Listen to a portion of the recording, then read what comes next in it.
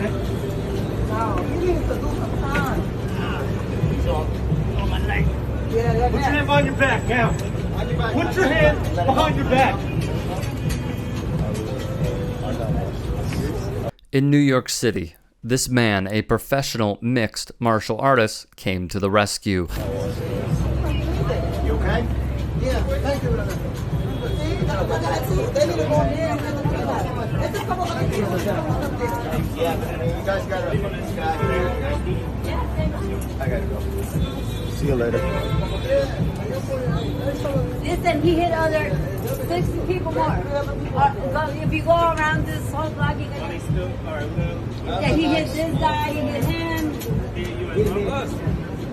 It was like 6 other individuals. I'm walking and then he just punched one guy. I'm like, am I getting hurt? He punched another guy. So I'm backing up. Then he punched the older man up there. So here's what happens. As eyewitnesses describe the events that took place, the man who helped bounces out of frame. This angle right here, uploaded to the MMA fighter's Instagram account, shows 3 civilians holding down the alleged perpetrator until police arrive. What?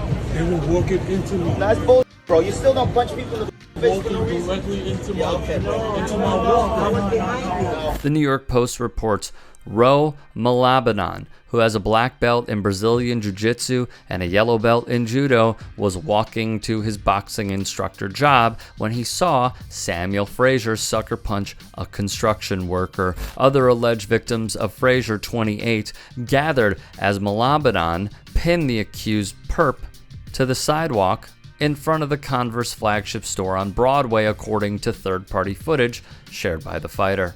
Thus, the fighter would explain what went down on his own accord. I just got out of the subway and I was on Broadway in Prince heading to work.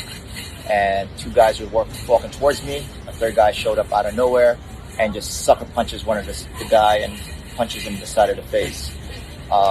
And the guy that punched him in the face was walking towards me. And I kept my eye on him to make sure, obviously, he doesn't try anything on me. So he passed me. I checked up on the guy that he just punched, and I was like, yo, you okay? He's like, no, I'm not okay. I was like, all right, call the cops. And then out of nowhere, 2 guys just rolled up and was like, yo, you okay? He's like, yeah, that guy's been punching people down Broadway. He punched a couple of people. I was like, oh, word? He's like, yo, we got to take him out. I'm like, all right, I'm down. So we start following him, and then he was like a block away. So I ran after him. I literally just, like, my jiu-jitsu instincts just kicked in. I jumped on his back. He tried to swing me off of him, but for those of you that don't know, seatbelt position, dragged him down to the floor, and I immediately took his back and pinned him to the ground. So all this happened in less than a minute. Patch.com reported Malabanan moved to New York City from the Philippines when he was just 9 years old, as quoted by NBC New York. He said, I don't think I'm a hero, just doing my part for New York. We New Yorkers are willing to help strangers out because that's what New York is all about.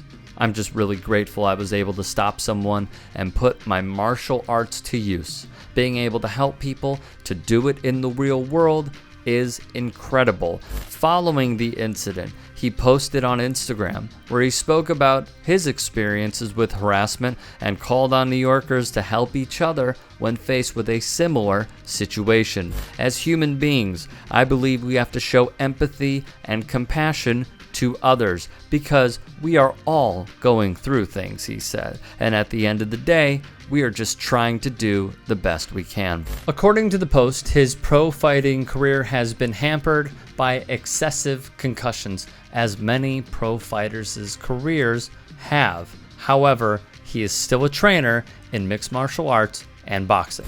In the wake of the attack, Malabanan offered a few fighting tips to fellow New Yorkers in a series of videos since his brush with vigilantism. He would say in one post, "It's hot in New York right now. Hot temperatures equal hot heads. Some people out there are just looking for a reason to cause trouble. For those of you who are in martial arts, do your part. Make sure you don't kick or punch or turn it into a more violent situation, but if you can subdue him and wait for the cops, well, clearly you should put your skills to good use."